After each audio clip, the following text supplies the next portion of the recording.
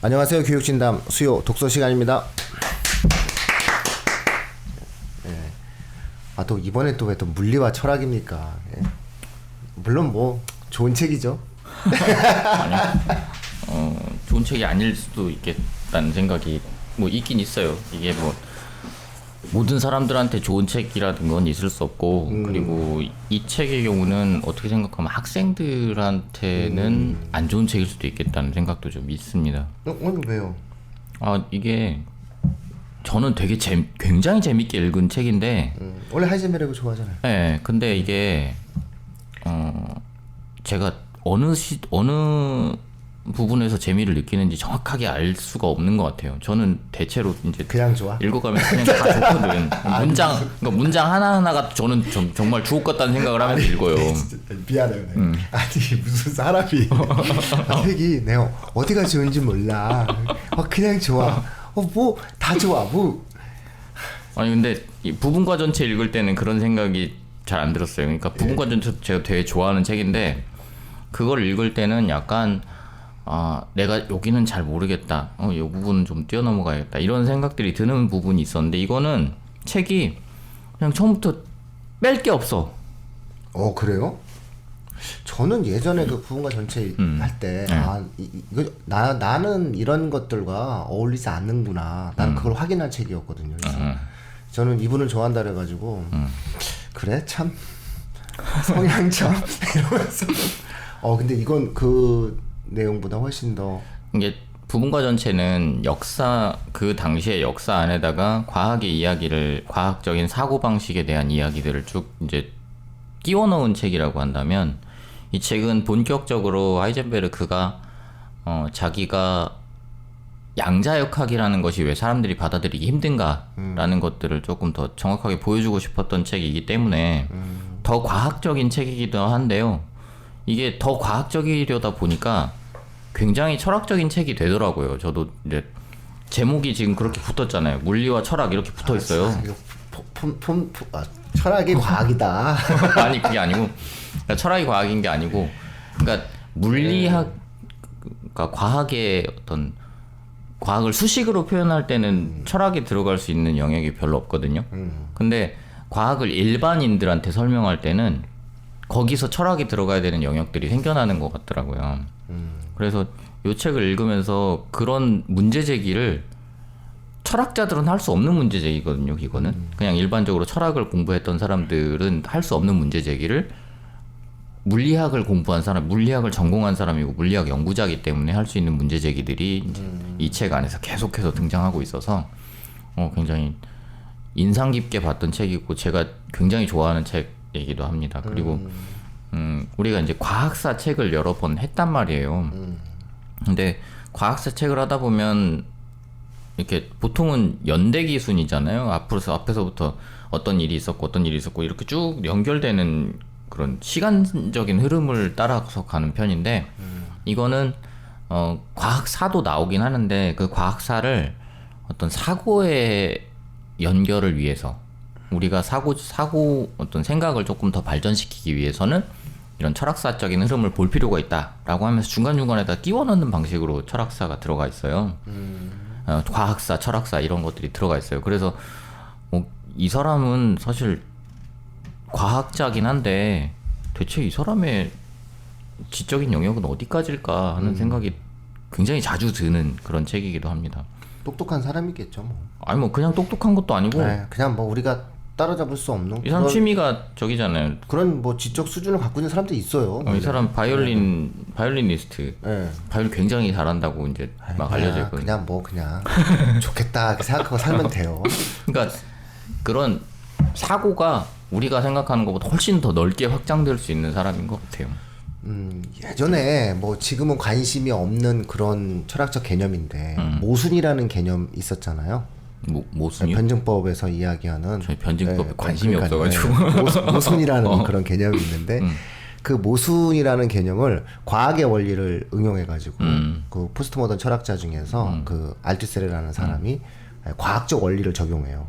그래서 물리학에서 따오는 그런 이론으로서 모순의 최종심이라는 개념을 만들어내요. 이게 물리학에서 나온 거거든요. 그래서 이거를 철학으로 다시 활용을 하고 그러니까 그런 내용들일 수밖에 없는 거잖아요. 우리가 궁극의 어떠한 하나의 철학적 개념이 나온다는 것은 과학인 거고 과학도 결국은 증명하기 전까지는 철학적 사유를 띄어야 되는 거니까. 그렇죠. 예. 아 근데 일단은 학생들한테 이 책을 주는 순간 읽을까요? 누가 있죠? 일단 그거는 우리가 확실하게 그 부모님들께 말씀을 드려야 돼요. 아 이게 우리가 도전을 하시죠. 왜냐면 이게 마음에 드는 게 뭐냐면 일단은 페이지 수가 별로 안 돼요. 별로 안 책이 돼요. 가볍잖아요. 가볍고 이게 문고판이고 도전해 볼 만한 내용이고 여기 보면은 노벨상 수학 강연도 있어요. 예. 그러니까는 이제 뭔가 이게 폼이 나요. 뭔가 이렇게 과학의 이공계에서 뭔가 이 공학적 형태의 배경을 갖는 학생들이라면은 한번 도전해 봄직한 그런 충분한 책이거든요.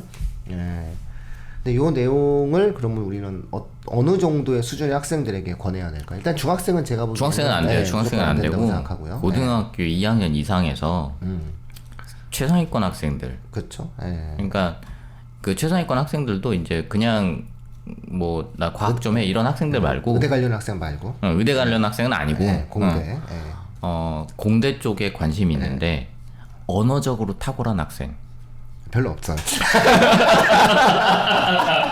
결국 오늘 결국 내가 좋아하는 아름다운 여인을 소개할게. 니들이 이 여인의 아름다움을 알아? 뭐 이런 거야. 이럴 줄 알았어.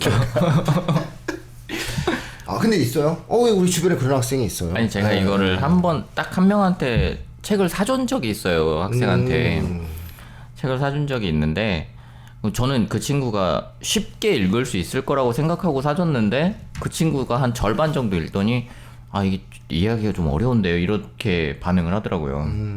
그래서 얘가 이걸 읽기가 어려울 정도면 조금 학생들이 받아들이긴 좀 어려울지도 모르겠다라는 생각이 있었는데 문제의식이 중요한 것 같아요. 그러니까 어떤 문제의식이냐면 우리가 보통 이렇게 물리학이 접근할 때 대체로는 일반적으로 수식으로 접근을 한단 말이에요. 근데 그걸 다른 사람한테 전달을 하려는 노력을 해본 적은 별로 없어요.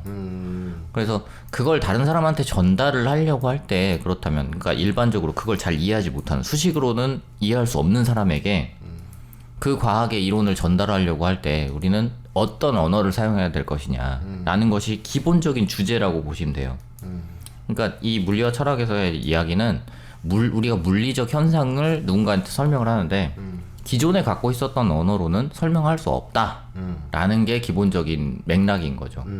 그러니까 예를 들어서 상대성 이론을 이제 애들이 배운단 말이에요. 물리에서 상대성 이론을 배워요. 물론 상대성 이론의 깊은 부분까지 다루진 않지만 학교에서 그럼 상대성 이론을 배우면 가장 기본적인 개념들 중에 어떤 것들이냐면 겉보기의 운동과 실제의 운동 이렇게 해서 처음에는 차이를 보여주기 시작했어요. 그러니까 우리가 기차 바깥에서 기차 안에서 일어나는 일들을 관찰하는 것과 기차 안에 있는 사람이 기차 안에서 일어나는 일들을 관찰하는 건 전혀 다른 일이잖아요.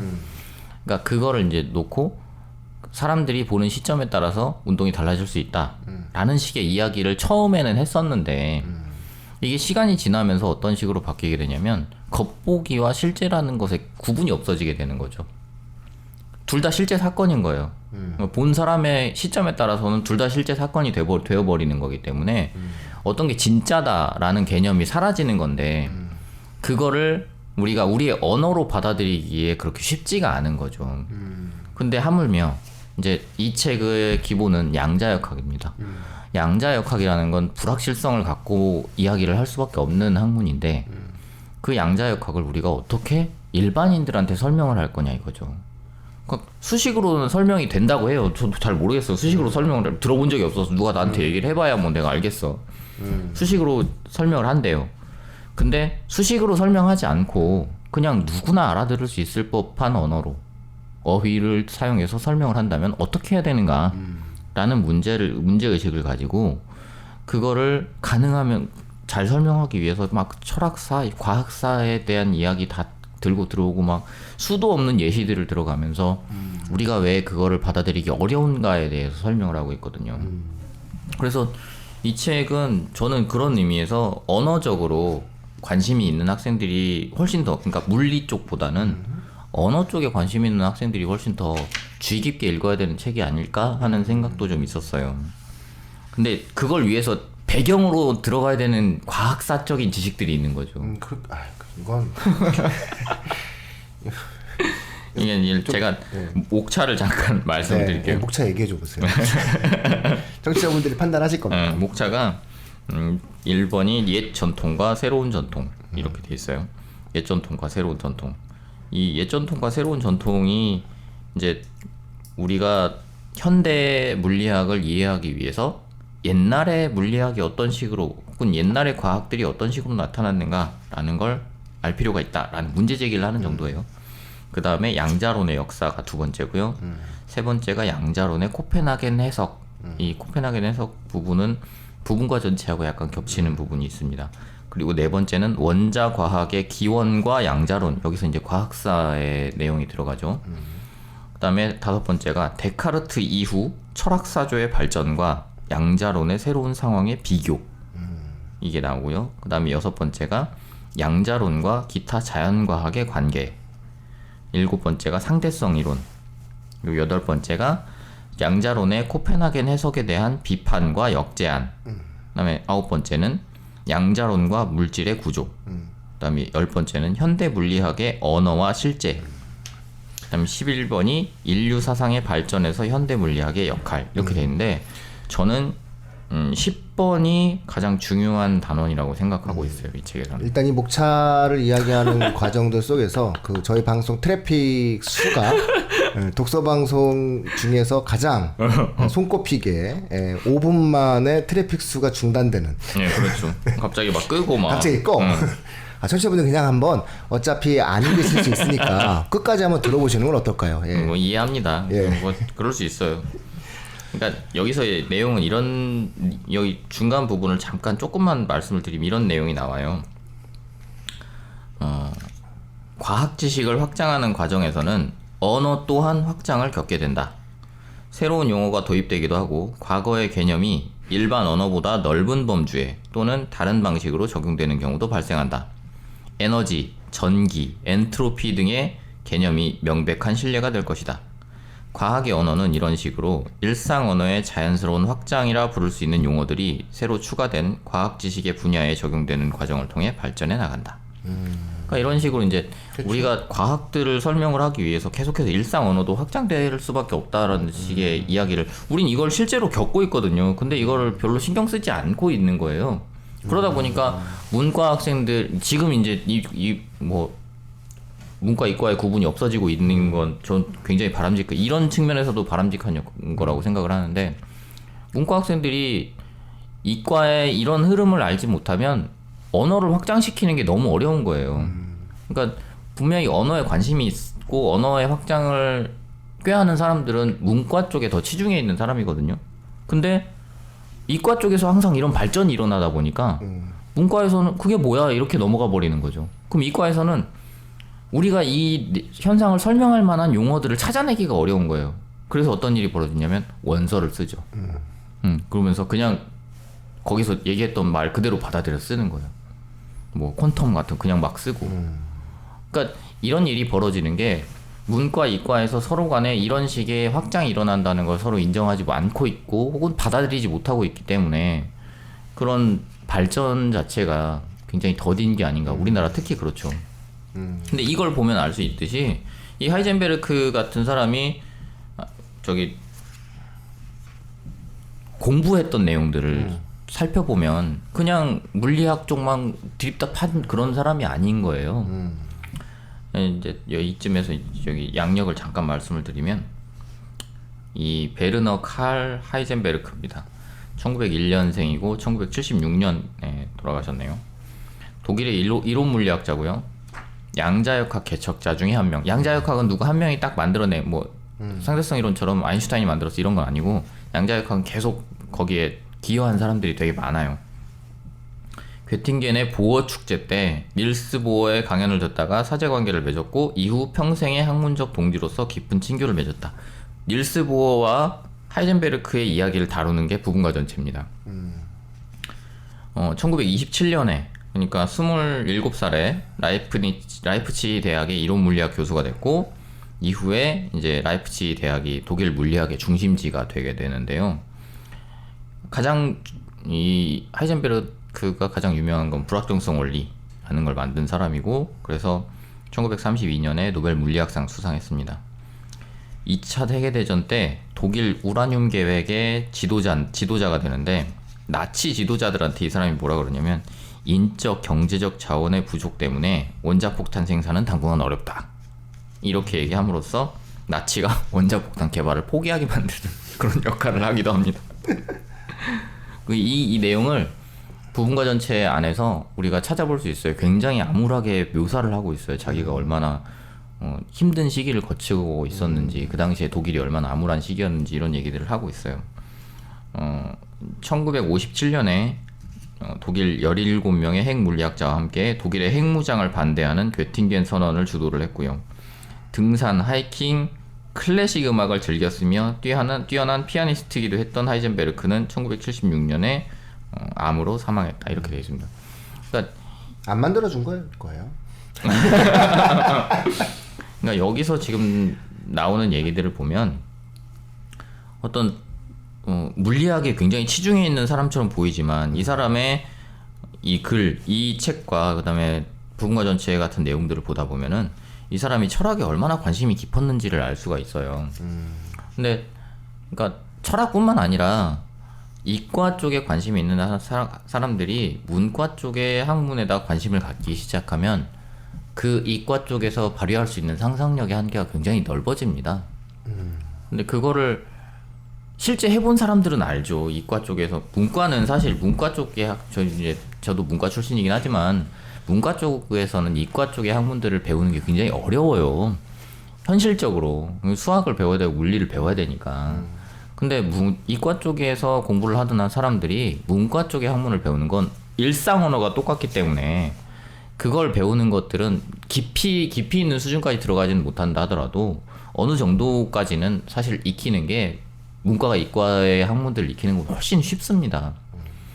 그러면 그런 데다 관심을 가지고 그런 어떤 문제제기, 자기 스스로의 상상력의 한계를 넓혀가고 그렇게 함으로써 자신이 할 수 있는 일의 범위가 훨씬 더 넓어진다는 것만 알게 되면 사실 저는 이과 쪽에서 막 공부 열심히 하고 있는 학생들한테도 이런 책들을 읽으면서 조금 자극을 받았으면 좋겠다는 생각이 좀 있지만 물론 자극을 받지 않을 거예요.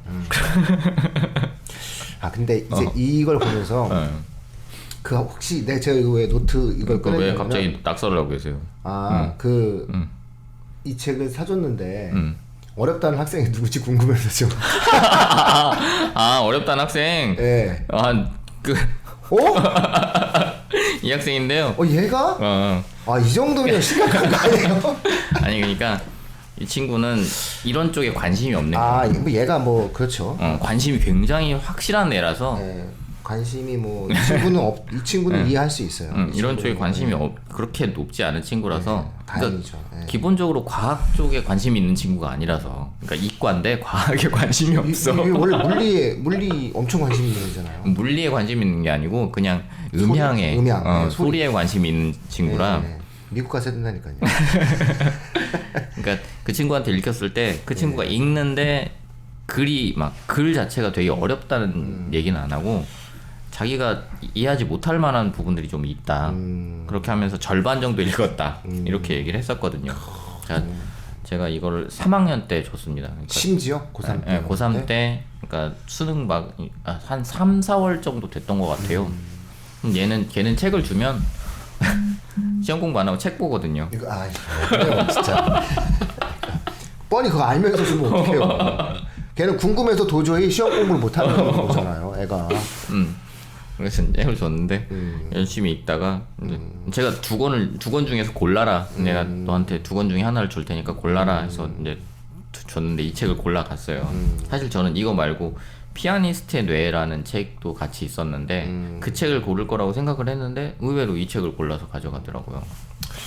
저는 지금 이 책을 보면서 그 한 학생이 떠올라요. 누가 제가 지금 있어요? 물론 이제 이 책을 사줄 만한 애가 있어요. 그래서 사실은 이제 그 이름을 이제 적어보라고 했던 게 예, 이제 저는 그 친구에게 이 책을 선물을 해줄 거예요. 그러니까 솔직히 얘기를 하면은 정말 한 1년 정도? 1년 정도? 이렇게 그 컨설팅적인 관리를 했던 학생인데 지금도 하고 있고요. 얘가 보면 수학의 천재예요. 근데 뭐 의대를 가겠다고 얘기를 하는데 이렇게 오지랖이 넓어서 토론 대회 나가서 몰입해서 뭐 해야 되고 글쓰기 대회 나가서 상을 꼭 받아야 돼. 그리고 문학 작품에 대한 해설에 대한 독후감을 써왔는데 난 얘가 문과인 줄 알았어요. 네, 저는 이 친구한테 이걸 선물해 주면 의대를 포기할 수도 있겠다는 생각이 들어요. 예? 예, 그래서 넌 그냥 의대 가. 제가 요즘 맨날 그러거든요. 선생님 저 그냥 수학이 좋은데 수학교육에 갈까? 그래서 아니 네가 공대를 가거나 수학자가 된다고 하면은 내가 뭔가 너를 적극 지원하겠지만 너 편하게 살려고 수학교육 가려는 거잖아. 너 그러니까 그거 어떻게 알았냐는 거예요. 그래서 자기는 그런 어떠한 삶을 살고 싶지 않다. 근데 정말 영특하다. 그러니까 어쨌든 여학생이 보여줄 수 있는 어떠한 지적인 힘을 되게 종합적으로 표현을 해내고 있는 학생이다라고 하는 거거든요. 그래서 저는 그 학생한테 이 책을 사주고 싶어요. 그러니까 아마 청취자분들은 그 우리의 이러한 얘기를 통해서 어느 정도 가늠이 좀 전 되시라고 지금 얘기를 하는 거거든요. 책이라고 하는 게 욕심이 있다라고 해가지고 읽힐 수 있는 책이 아니니까. 저는 요 책의 어떠한 과정들은 그런 어떤 학생들이 좀 읽어봤을 때 굉장히 의미 있는 책인 거고 결국은 또 그런 학생들이 될 수 있도록 또 우리가 노력하는 과정에서 또 결과가 만들어질 수 있는 거니까 개인적으로 봤을 때는 또 저 책을 또 선물해주고 싶은 사람이 또 누구냐면은 물리 선생님들에게 선물을 해주고 싶어요. 학원 강사들, 학원 강사들한테 선물해주고 싶어요. 이거 좀 읽고 가르쳤으면 좋겠다.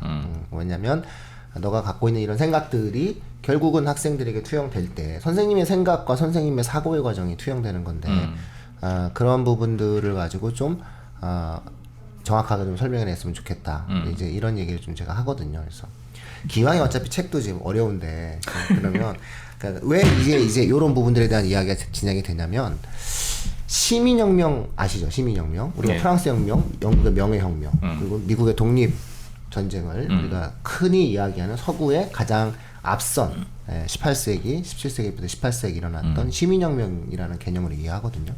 이 시민혁명이 근대의 출발인 거고 정치적, 사회적 근대성의 출발인 거고 신분에 따른 차별을 폐지하는 그런 과정이 만들어지거든요. 자, 그랬는데 바로 학생들에게 질문을 하거든요. 그렇다고 해서 시민혁명이 일어난 다음에 투표권이 노동자들에게 주지 않았잖아요. 여성들에게 주지 않았거든요. 불평등이잖아요. 차별이잖아요. 학생들한테 질문을 해요. 아니 이거 평등하자고 했는데 시민혁명 이후에 또 우리는 정치적 불평등의 세상을 경험하는데 이게 뭐니? 라고 질문을 하거든요. 그럼 학생들이나 선생님들, 심지어 선생님들도 뭐라고 얘기하는지 아세요? 가장 많이 듣는 얘기가 뭐냐면은 아이고 뭐 다 그렇죠 세상이에요. 되게 모호하게 이야기를 하거든요. 되게 어찌 본다면은 제가 지난 10년간 항상 이제 학생들과 함께 상대하면서 저도 가끔씩 강의를 하고 아이들과 함께 대화하는 과정들 속에서 지켜봤을 때 가장 제가 안타까운 게 이런 부분이거든요. 너무 간단한 거잖아요. 신분이라고 하는 요소로서 만들어지는 차별은 사라졌지만 경제적 지위에 의해서 만들어진 또 다른 불평등은 해소가 안 된 거죠. 그러니까 범주가 다른 거예요. 분류가 다른 거고. 근데 중요한 건 이걸 대다수의 학생들이 이해하지 못한다는 것은 이것을 설명하는 선생님들의 어떠한 사고 체계와 과정들 속에도 이러한 구분이 없기 때문이거든요. 그러니까 이런 것들을 우리가 이야기한다고 했을 때는 저는 오히려 선생님들도 이런 책을 읽고 학생들을 가르치는 과정에 있어서 자신의 개념을 좀 더 잘 가다듬고 갔으면 우리도 이과를 가지 않았을까? 아니요, 이과는 수학이 결정합니다. 술이나? 수리가. 아니, 이번엔 술이나. 올해는 술이나. 그렇지. 예, 올해는 술이나. 예, 뭐 어쨌든 그런 어떠한 내용이 나와서요. 상당히 어려운 형태의 개념에 대한 어떠한 도전을 할 수 있는 책이다라고 하는 거고요. 그 내용을 담은 책답게 굉장히 얇은 책이고 그럼에도 불구하고 16,000원이나 뭐 좀 가격대가 있는 그런 책. 서커스 출판사예요? 우리 지난번에 서커스에서 나온 책 하나 했었는데 뭔지 기억이 안 납니다. 중국 통사였죠? 아, 중국 통사였구나. 중국 통사. 중국 맞아요. 통사였습니다. 여기 재밌는 책 있네요. 삼국지 그림 기행. 이제 또 삼국지 하면 또 제가 또 미식예천 이런 것도 있네요. 일본 작가들의 일본 작가들의 책이 좀 많이 나오는 것 같아요. 번역을 많이 하는 그런 어떤 부분. 요거 재밌겠네요. 메이지라는 시대 1, 2. 요거는 아마 일본에 대한 근대성을 이해하는데 상당히 도움이 되는 그런 책이겠네요. 메이지 유신에 관련된 그런 어떤 부분들에 관련된 내용인데, 그게 이제 일본의 민족성도 알 수 있고, 그러니까 이런 것을, 그러니까 매니아층이 있는 책을 출판하는 출판사네요. 약간 돈 안 되는 출판. 저는 뭘 출판해야 될까요? 제 소원이 3,000부 팔아보는 겁니다. 그러니까 출판사가 어떤 정체성이라는 게 처음에 이렇게 만들어 놓으면 출판사 자체로서는 굉장히 명예로울 수는 있다고 생각이 드는데, 확실히 돈 버는 데는 조금 힘든 것 같아요. 아니, 저는 돈을 벌어야 되기 때문에 정체성을 가지고 그러니까 출판사 정체성을 같이 초반에는 정체성 없이 그냥 뭔가 여러 가지 시도를 막 해보는 것도 괜찮다고 생각해요. 초판 1세가 2018년 4월 15일. 예. 작년에 나온 그러니까 작년에 나오자마자 제가 예. 사서 그 친구한테 선물을 했던 것 같아요. 상당히 따끈따끈한 책이라고 볼 수 있고요. 번역은 어떤가요?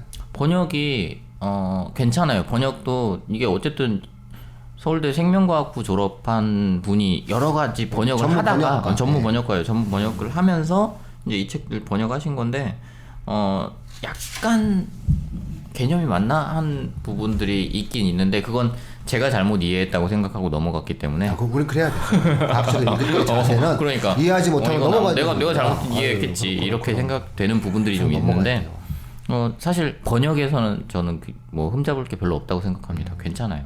그렇죠. 이걸 이 정도 번역하시겠다고 한다는 것 자체가 또 번역자 자체도 지적으로 그럼요. 이게 어마어마한 그냥 지식을 과학을 갖고 있지 알고 않으면 있다고 불가능하죠. 생각할 수 있는 게 아니니까. 그러니까 번역자의 역할도 굉장히 중요해요. 이런 식의 책들을 번역해낼 때. 저도 이제 후배가 그 라이언 바하의 책 같은 것들을 이렇게 자기가 번역하고 있다라고 해서 막 되게 몇 권의 책을 번역했다고 올리는 걸 보면은 번역자가, 그 친구가 이제 그런 거거든요. 제가 이런 식의 책들의 어떤 원천, 제가 이런 것들을 어디서 알 수 있을까라고 물어보면 이제 그 친구가 대부분 저의 소스인데, 그 친구가 이제 과학사 과학철학 쪽을 전공을 하고, 그러니까 철학과를 졸업을 하고 과학사 과학철학 전공했는데, 전 나중에 알았어요. 과학고 나왔다는 거야. 정말 싫어. 정말 참. 과학고 나와서 서울대 과학사 과학철학까지 전공을 해서 지금 박사 과정 중에 있어요. 박사 논문을 준비하고 있는 친구인데 계속 번역을 하고 있더라고. 자기가 공부해야 되는 책이 있으면 그걸 그냥 읽고 끝내지 않고 다 번역해. 근데 그 번역도 난 이렇게 번역하는 친구도 처음 봤어. 번역할 책들을 다 복사를 해가지고 옆에다가 손으로 번역해요. 그러니까 지하철 타고 다니면서 번역하면서 다녀. 그렇게. 정말 이 세상에는 정말 독특한 재능과 우리 범인이 접근할 수 없는 능력을 갖고 있는 능력치 갖고 있는 사람들이 있어요. 그러니까 그렇게 몰입할 수 있는 사람들이 확실히 결국 인류 문명을 조금씩 진보시키는 그쵸. 거예요. 그런 사람들이. 그런 사람들은 잘해줘야 돼요. 그럼요. 이런 걸 우리한테 전달해 줄 수 있는 사람들은 그런 사람들인 거죠. 좋은 사람이에요. 청취자분들께 너무 궁금해하실 것 같은데, 그럼에도 불구하고 왜 이 책을 소개할 수밖에 없었는지에 대해서 한번 찬찬히 한 꼭지를 읽어드릴 테니까 한번 들어보세요. 141쪽인데요. 그러나 가장 결정적인 변화는 시공간의 구조에서 일어났다. 수학 용어를 배제하고 일상 언어만을 사용해 이런 변화의 본질을 표현하는 것은 상당히 힘든 일인데 일상에서 사용하는 공간과 시간이라는 단어는 사실 실제 구조를 이상적이고 극도로 단순하게 구현한 구조를 가리키기 때문이다. 그러나 이런 새로운 구조를 기술하려는 시도는 해보아야 할 테니 다음과 같은 식으로 해보겠다. 과거라는 단어를 사용할 때 우리는 적어도 원칙적으로는 알 수 있는 사건들에 대해 적어도 원칙적으로는 들은 적이 있는 내용을 모아 구성한다. 비슷한 식으로 미래라는 단어 또한 적어도 원칙적으로는 영향을 끼칠 수 있는 사건들, 적어도 원칙적으로는 바꾸거나 방지할 수 있는 사건들을 모아 구성한 것이다. 물리학자가 아니라면 이런 식의 과거와 미래의 정의가 가장 편리한 이유를 쉽사리 깨닫기 힘들다. 그러나 이렇게 정의할 경우 일상 언어와 상당히 정확하게 대응한다는 사실은 알 수 있을 것이다. 이 용어들을 이런 식으로 사용할 경우 여러 실험에서 미래나 과거의 내용이 관찰자의 운동 상태나 기타 성질에 영향을 받지 않는다는 사실을 간단히 확인할 수 있다. 결과가 관찰자의 운동에 영향을 받지 않는다는 결론을 내릴 수 있는 것이다. 이는 뉴턴 역학과 아인슈타인의 상대성 이론 양쪽에서 참으로 간주한다. 그러나 두 이론 사이에는 다음과 같은 차이가 존재한다. 고전 이론에서 우리는 미래와 과거가 현재라 부르는 무한히 짧은 찰나를 사이에 두고 나뉘어 있다고 생각한다. 그러나 상대성 이론에선 상황이 달라진다. 여기서 과거와 미래는 관찰자와의 거리에 따라 달라지는 유한한 시간 간격으로 분할된다. 모든 운동은 광속보다 작거나 같은 속도로만 전파될 수 있다. 따라서 특정 순간의 관찰자는 두 개의 특정 시간 사이에서 벌어지는 원거리의 사건을 인지하거나 영향을 끼칠 수 없는 것이다. 이 두 가지 시간 중 하나는 사건이 벌어진 지점에서 발생한 빛의 신호가 관찰이 일어나는 순간에 관찰자에게 도달하기까지의 짧은 시간이다. 다른 시간은 관찰의 순간에 관찰자에게서 발생한 빛의 신호가 사건이 벌어진 지점에 도달하기까지의 짧은 시간이다. 이 두 순간 사이의 유한한 길이를 가지는 시간이 관찰이 벌어진 순간에서 관찰자의 현재라고 말할 수 있을 것이다. 두 특정 순간 사이에서 벌어지는 모든 사건은 관찰이라는 행위와 동시에 일어났다고 할 수 있다. 이런 느낌이에요. 네, 이런 느낌이니까 이게 어려울 뿐 도전해 봄직한 정말 유혹이 강렬한 책이죠. 방금 읽으실 때 한 듣던 분 한 절반은 끄시는 아니 이건 아니야. 이거 왜냐면 모르지. 이거 끌 수는 없어. 그래? 왜냐면 지금 끄지. 이거 읽을 때는 안 꺼. 이미 다 껐어요. 이미 아까 껐어요. 아까 제가 이거 누가요? 이러면 누가 읽자라고 얘기했을 때 일단 중학생이 안 되면 그럼 바로 끄시고 많은 분들이 넘어가죠. 그러나 이 책이 갖고 있는 어떤 효용적 가치가 대단히 높습니다. 그래서 이걸 만약에 이해할 수 있고 이걸 가지고 자신의 어떤 인식을 확장하는 학생이 있다면 정말 우리는 그 한 명의 학생이 또 만 명의 학생에게 빛을 줄 수 있는 그런 어떠한 역할을 할 수 있겠죠. 그래서 그런 맥락에서도 이 책에 소중한 가치가 있다. 그러니까 생각합니다. 중심 사고가 뭔지 알고 들어가서 읽으면 충분히 활용할 수 있는 책이에요. 네. 그러니까 다 이해하지 못한다고 하더라도 이 책의 어떤 부분들은 충분히 활용할 수 있는 난이도를 갖고 있기도 하기 때문에 중심 사고가 뭐냐? 아까도 말씀드렸던 것처럼 일상 언어로 우리는 과학을 어떻게 설명할 수 있는가? 이런 중심 사고, 중심 문제를 설명하는 책이다라고 한다면 여러 가지로 이제 활용법을 생각해 볼 수는 있겠죠. 네, 오늘은 이 정도 하시면 청취자분들께서 좀 판단해 주시지 않을까 싶습니다. 예. 물리와 철학 서커스 출판사였습니다. 이 제목도 출판사 제목도 아주 서커스예요. 예, 서커스 출판사. 그래서 뭐 나름 자신들만의 어떠한 세계가 있는 그런 출판사인 것 같습니다. 자, 물리와 철학 서커스 출판사였습니다. 고맙습니다. 감사합니다.